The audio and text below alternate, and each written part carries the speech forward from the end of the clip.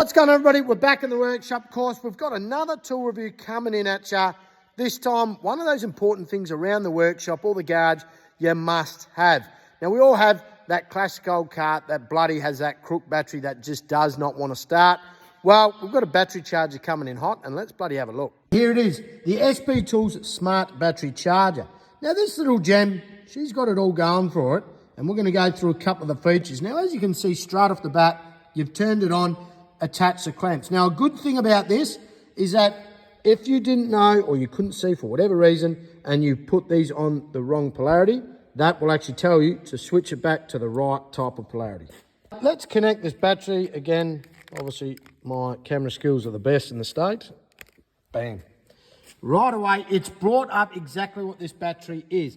Now, this battery is a lead acid battery. It is 12 volts. So we've got our capacity at the moment sitting at 80%, and obviously the volts are sitting at 13.2 volts. So after a little bit, that is now in the charging mode there. Obviously it's going through the motions, saying what's happening, 80%, 2 amp, obviously showing the volts there. Now, in saying that, this has got many different features. Obviously, it has the ability, being a smart charger, to actually already connect to the battery stating what it is. But in some cases, there are batteries that are just absolutely not where they need to be. So you actually need to give that a bit of a push by going through a couple of buttons to actually bring up what the battery is. So first off, we're going to click our select button right there, and we're going to go through what type of battery. So in this case here, obviously for this demonstration, we have got the lead acid battery. We're going to then press enter. Next, obviously, it is a 12 volt. So again, we've selected, but again, we can use the select button to go between the motions, 12 volt, and we're going to press enter. And then it's going to bring us up to the page back again, showing what's going on. Then again, like I said before, you can let it leave it for a little second, and that will automatically start charging. But in some cases, you can just press that.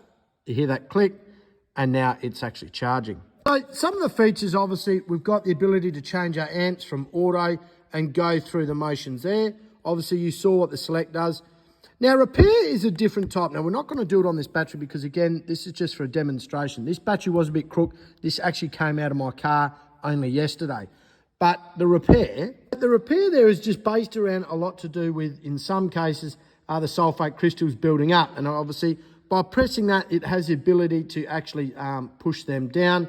But in some cases too, it actually won't bring the battery out of damage from that, but at least it'll be better than what it was. Obviously, you can find that more information about actually when you buy the unit or on the internet as well, which is pretty cool, to be honest. Now, the start aid, that's got two modes there. Obviously, it's got start aid plus the temperature. You press it once, it'll go through a temperature mode on it. And then, obviously, you've got the start aid. In start aid, you've got the ability, obviously, to, once you press that button, it'll come up with the status and it'll enter 120 seconds. In that 120 seconds, after that countdown, that is when you can actually start the engine. Now, truth be told, I actually don't have anything that is dead to the doorknob. Again, like I said, this actually came out of the car, which was out at the shops at the present stage. So we actually have to get it sorted pretty quick. But compact unit, going around it pretty simple. We've got the alligator clips there and obviously showing what polarity they are. Got the nice heavy duty cord there and obviously wraps around here nicely. Power cord, that there can come out to obviously store it a bit better, as well as it actually all stores in here, and there is a little hole there to actually put the power plug in. Nice, actually decent weighted unit, not too heavy, so obviously that's really good to have around the workshop. And size, you're looking at a really good size here to actually pack away somewhere, obviously in the workshop, not too tight, sitting on top somewhere around the vehicle. So it's not actually big and bulky. So there you have it, a bit of a brief overview on that smart charger from SP Tools. Now, of course, make sure you do read the instructions when you purchase this machine. At the end of the day, if you are unfamiliar with that certain stuff, please consult with a mechanic or someone that is qualified. Just remember that. But in saying that, this is where the abilities nowadays, the smart chargers are coming on the market, and they're really giving people the ability to have these at home, plug it in, and like I said, that's auto come to what that battery is.